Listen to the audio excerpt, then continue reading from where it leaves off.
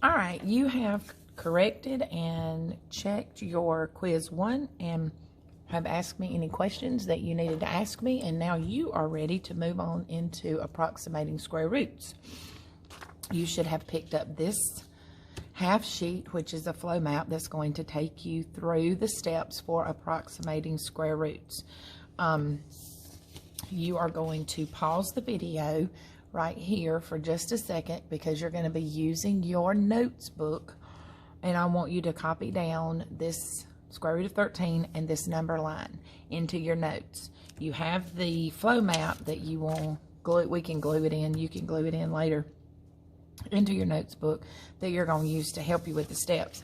I have mine embedded right here on my paper so that I don't have to go back and forth between the two. Take a second, pause the video, and copy down the square root of 13 and this number line. All right, you have unpaused the video now and have this copied on your paper. And so now we're going to talk about approximating square roots. This square root of 13 is not a perfect square. And so we've got to have a way of getting some sort of representation for the square root of 13, but it's not a perfect square. We know that the square root of 13 is an irrational number. So when we approximate this square root and approximate this answer, this is not going to be a definite. It's just going to be an approximation because this is a irrational number that would never terminate and never repeat. So we are just giving it an approximate value. The way we're going to do that is, if you look at your flow map, determine the two perfect squares and square roots that blank being the square root of 13. So we're going to insert the square root of 13 right here, is between. So what two perfect squares is the square root of 13 between? Well, the square root of 13 is between the square root of 9 and the square root of 16, which is 3 and 4. The square root of 9 is 3. The square root of 16 is 4. So the square root of 13 is going to fall right in here somewhere between the square root of 9 and the square root of 16. Okay? That's step 1. Use the smallest number as your whole number answer.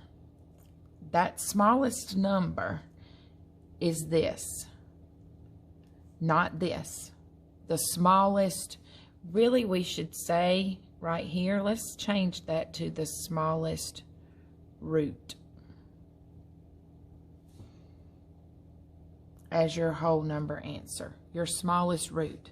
So 3, we're going to come right down here and put a 3 because it's going to be 3 point something, 3 and then a decimal number. But this is your whole number right here, okay? That is your whole number. All right, we've done that.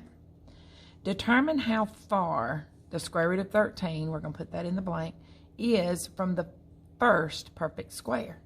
So right here, the square root of 13 is how far from this, how far is the square root of 13 from 9? How far is 13 from 9? All right. So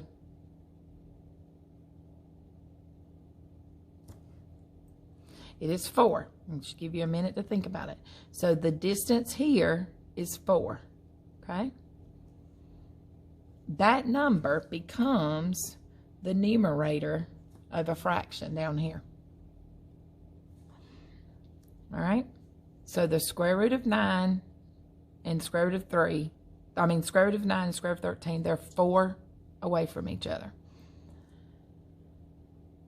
I'm going to draw a line right here because that's my numerator. This distance right here is my numerator. Now, how far is 9 from 16?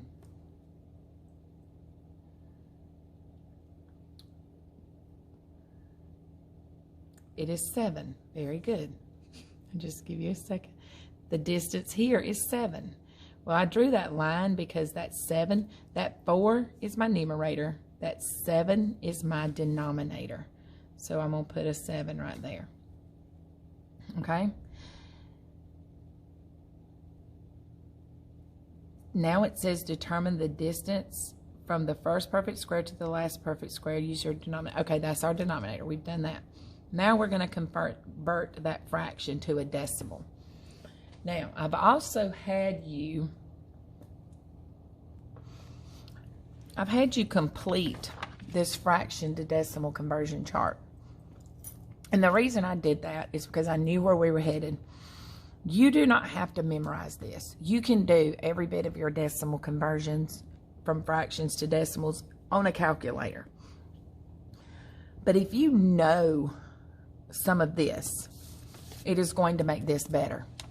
Having this will keep you from having to constantly go to the calculator. Because if you look right here, I can get them both in the... I have 3 and 4/7. Well, here's 4/7 on my conversion chart. So 4/7 means that I have 3 and 0.571. I'm just going to go that far. 0.571. Because it's a 0.571428 repeating. 571428. All of those numbers repeat.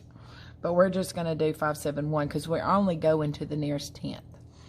So now I want to round this to the nearest tenth. 5 is in the tenths place. The 7 is strong. It's going to make that 5 a 6.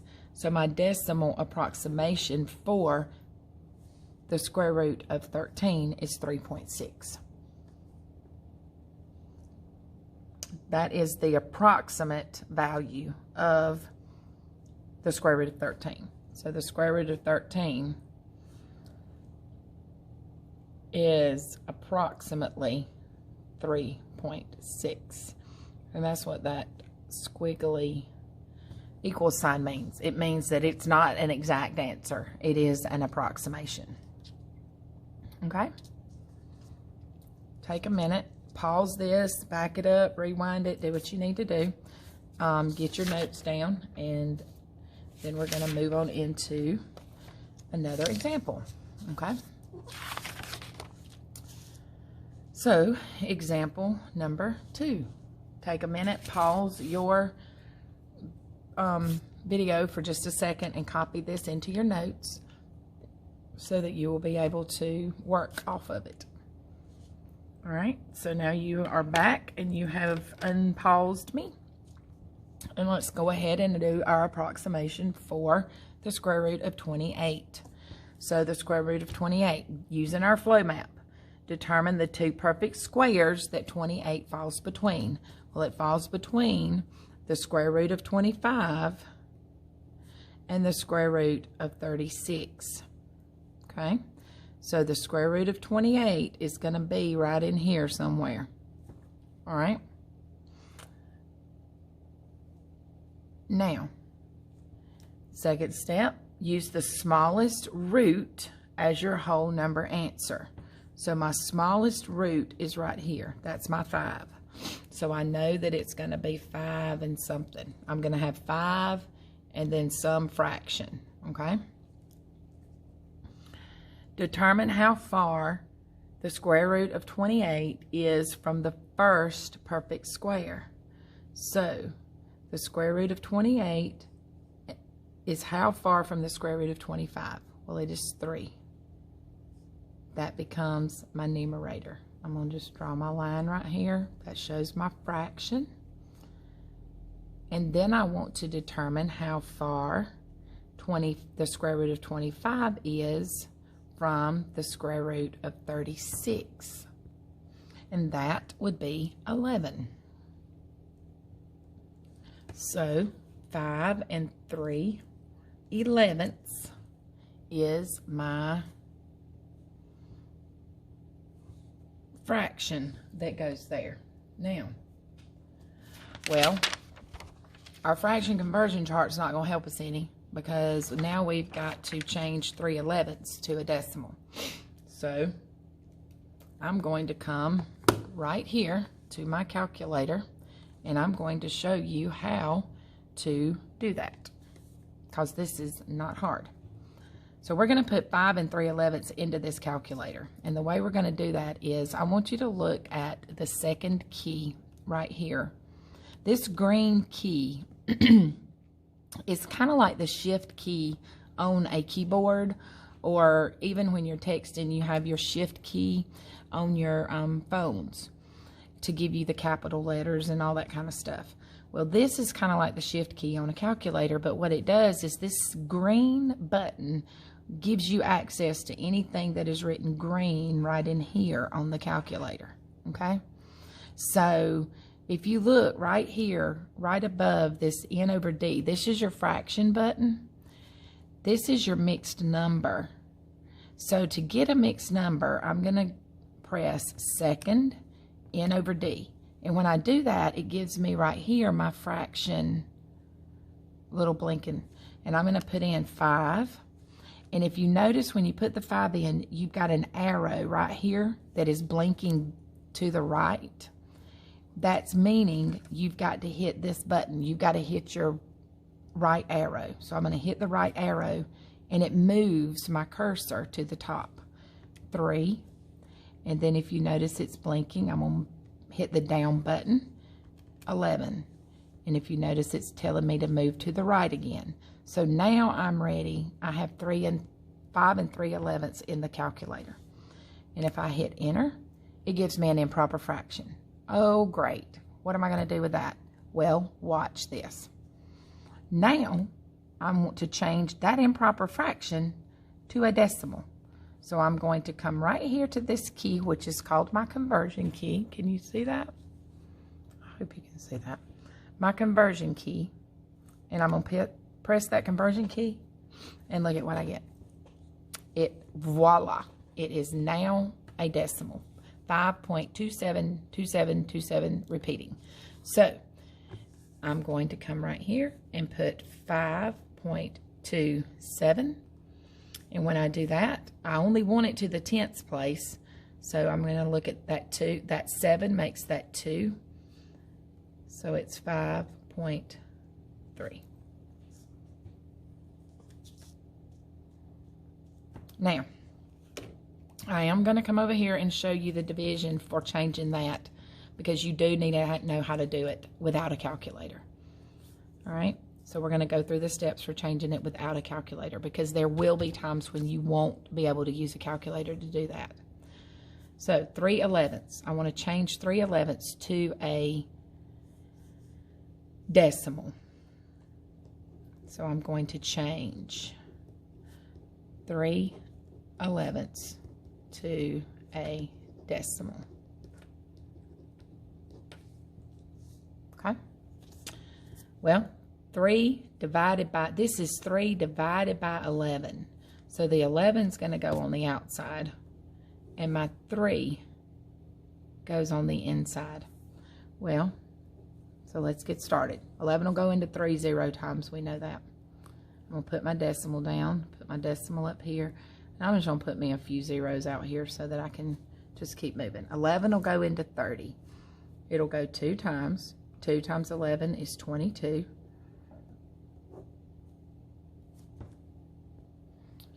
30 minus 22 is 8. Bring down that 0. 11 will go into 80. 7 times. 7 times, that's 77. Now, I don't have to keep going. I don't even have to know that that's a repeating decimal, because all I need are 2 decimal places. I'm not even going to do this subtraction. I know that that's going to be 0.27. That's all I need to know. I just need to know what are 2 places past the decimal. So I'm going to come back over here. 5 and 27/100, which is 5.3. 5 3/10. Now, one thing that we didn't do over here that I need to come back to real quick is we didn't come back and put this on here. 3.6 where's that going to fall on this number line? Well, 3 1/2 is about right there, right? 3 and 4. This is going to be about 3.5 in between there. I'm going to erase that just because I don't. So I've got to, so if 3.5 is right there, 3.6 is going to be right here. So this is about 3.6, which means that this is approximately where the square root of 13 would be on that number line. Okay? So I'm going to just kind of highlight that with the yellow just so you can see it. But that's approximately where that would be on that number line. All right? And so let's come back up here to this one. 5. So let's look between, halfway between 5 and 6 is about right there. So that's about 5.5. And we're looking for 5.3. So 5.3 is going to fall just to the left of 5.5. So this would be about where 5.3 would fall, which means that the square root of 28 is going to be approximately right here on our number line. And let's highlight that so that you can see. All right, so now you can go back and rewatch this and keep rewatching it. Slow it down, back it up, whatever you need to do. Watch it again, listen to it again. That's the whole reason behind me doing these videos like this, is I want you watching them and rewatching them. This is the perfect way for you to spend your math minutes every night. Take 20 minutes and rewatch a video that I've posted and do some extra practice. So let's do example 3. Square root of 59. So we're going to do it the long way. We're going to do it with the division, then we'll also do it with the calculator so that you can get used to putting it into the calculator too. Okay? The square root of 59 is going to fall between what two perfect squares? It's going to fall between the square root of 49 and the square root of 64. Okay? So I think you're starting to see why you need to know those perfect squares. You're going to have to know those perfect squares so that you can know which two perfect squares these are going to fall between. So our first step says your smallest root is your whole number for your approximation. Our smallest root here is 7. So we know we're going to end up with an answer. I'm going to just come right over here and put 7 with some fraction. Okay? Now, the next step is the smallest. All right, determine how far the square root of 59 is from the first. Oh, wait, let's put the square root of 59 right here. Sorry. Square root of 59. So I'm going to determine how far is the square root of 59 from the square root of 49. How far are those apart? And they're 10 places apart. And I'm going to draw my line right there because that is my numerator. So I'll come right over here and put my 10. Now I want to know how far apart is the square root of 64 and the square root of 49. And they are 15 places apart. So I'll come over here and put my 15. So the square root of 49 and the square root of 64 are 15 places apart. So now, come over here to my fraction. And, well, first of all, that fraction can be simplified. So let's simplify 10/15 down. We're going to simplify that by 5. So I'm going to divide this by 5 and divide this by 5. And I get 2/3, right? I get 2/3. So 7 2/3 is my fraction approximation. Well, I don't need my calculator or anything for that because I've got this. And I know that 2/3 is 0.6 repeating. And that's one that you need to just memorize. 1/3 is 0.3 repeating, 2/3 is 0.6 repeating. You just need to know that. Just like you know that 0.5 is 1/2, you need to know that 0.6 repeating is 2/3. So 7.66 repeating. So I just need it one place past the decimal, so to the tenths place. So 6, that 6 makes that 6 a 7. So 7.7, 7 and 7/10 is my approximation.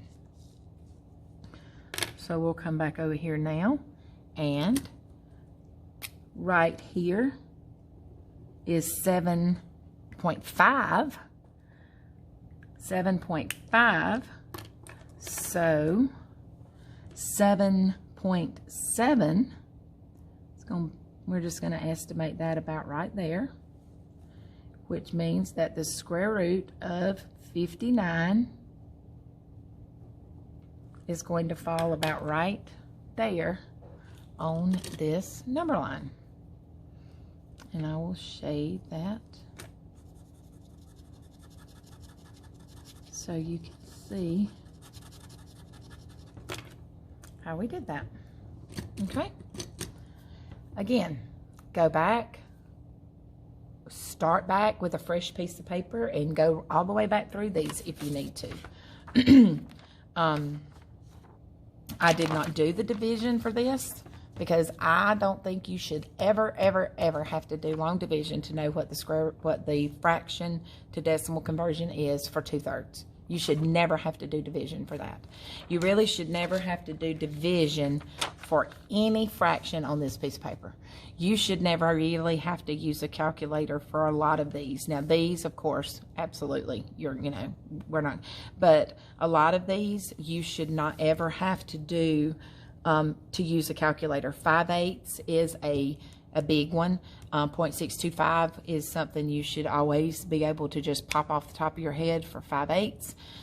Anything with a 9 as the denominator, I want to show you this. Anything with a 9 as the denominator, whoops, I shouldn't have done that, has the numerator repeating. Look at this. The numerator repeating. The numerator repeating, the numerator repeating, the numerator repeating. That's how, you should never, if you have the numerator repeating, the numerator repeating, the numerator repeating. That is just math common sense. That's math number sense right there. Like I said, 5/8 is another one that you should really be able to just rattle off. 2/3, you should be able to rattle off a lot of these. So 1/8 is another one that is real popular that you're going to see a lot of. 1/8, 3/8. You should not have to do a lot of division for a lot of these. So we're going to move on into doing some practice. Once you get through with these notes and you feel good about it, you're going to have a square roots practice approximations 1 that you need to come and get.